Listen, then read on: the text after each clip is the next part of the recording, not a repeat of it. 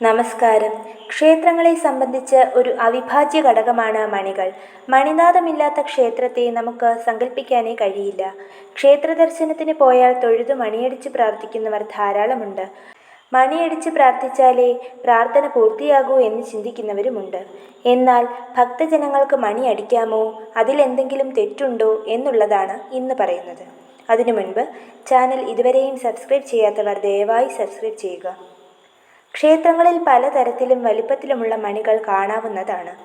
കൈമണികളും വലിയ മണികളും ഒക്കെ കാണാം. ക്ഷേത്രങ്ങളെ സംബന്ധിച്ച് വളരെ പ്രാധാന്യമുള്ള ഒന്നായ മണികൾ പൂജാകാര്യങ്ങളിൽ അതിപ്രധാനമാണ്. പൂജയുടെ പല ഘട്ടങ്ങളിലും മണിയടിക്കണമെന്ന നിബന്ധനയുണ്ട്. മണിയടിക്കുമ്പോൾ ഭക്തരുടെ ശ്രദ്ധ മറ്റെല്ലാ കാര്യങ്ങളിൽ നിന്നും പൂജയിലേക്ക് മാത്രമാകുന്നു. അതുമാത്രമല്ല, പൂജ നടക്കുന്നു എന്ന് ഭക്തർക്ക് അറിയാനും കഴിയുന്നു. പരിശുദ്ധമായി നിർമ്മിക്കുന്ന ഒരു മണിയിൽ നിന്നും ഉതിരുന്നത് ആദിമന്ത്രമായ പ്രണവമന്ത്രം അല്ലെങ്കിൽ ഓംകാരമാണ്. അന്തരീക്ഷത്തിലുള്ള സകല തിന്മകളെയും നെഗറ്റിവിറ്റികളെയും നീക്കി ശുദ്ധമാക്കാൻ ഈ നാദത്തിന് കഴിയുന്നു. മാത്രമല്ല, ഏവരുടെയും മനസ്സിലെയും തെറ്റായ ചിന്തകളെ മാറ്റാനും പോസിറ്റിവിറ്റിയും ഭക്തിയും ശ്രദ്ധയും ഏകാഗ്രതയും കൊണ്ടുവരാനും മണിനാദത്തിന് സാധിക്കുന്നു. ഇതുകൂടാതെ ശരീരത്തിലെ 7 ആത്മീയ ചക്രങ്ങളെ ഉത്തേജിപ്പിക്കുന്ന ഒരു ശബ്ദം കൂടിയാണ് മണിനാദം. ക്ഷേത്രനട തുറക്കുമ്പോൾ മേൽശാന്തി മണി അടിച്ചിട്ടാണ് അകത്തേക്ക് പ്രവേശിക്കുന്നത്. സകല ദുഷ്ചിന്തകളും തിന്മകളും നെഗറ്റിവിറ്റികളും അകന്നു പോകുന്നതിനാണ് ഇത്. എന്നാൽ ഭക്തർ ക്ഷേത്രങ്ങളിൽ തൊഴാൻ പോകുന്ന സമയത്ത് മണിയടിക്കാമോ? ശ്രീകോവിലിന് മുന്നിലായി തൂക്കിയിരിക്കുന്ന വലിയ മണികളൊക്കെ ചിലർ വലിച്ചടിക്കാറുണ്ട്.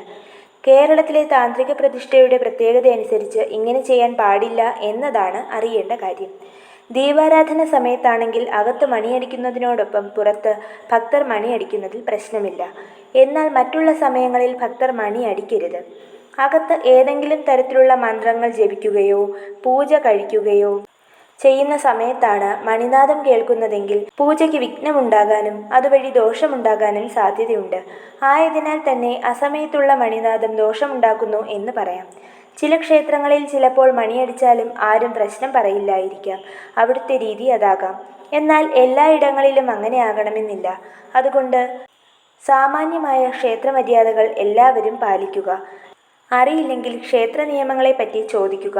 മണിയടിക്കണമെങ്കിൽ മേൽശാന്തിയോടോ അല്ലെങ്കിൽ അനുബന്ധമായ ആളുകളോടോ ചോദിച്ച് പ്രശ്നമില്ല എങ്കിൽ അനുവാദത്തോടു കൂടി മണിയടിക്കുക. അതും ധാരാളമായി അടിക്കാൻ പാടില്ല. മണി മുഴക്കി പ്രാർത്ഥിച്ചാൽ മാത്രമേ ഫലമുണ്ടാകൂ എന്ന തെറ്റിദ്ധാരണയുണ്ടെങ്കിൽ അത് ഉപേക്ഷിക്കുക. പൂർണ്ണമായ ഭക്തിയോടെ പ്രാർത്ഥിക്കുക, അതാണ് പ്രധാനം.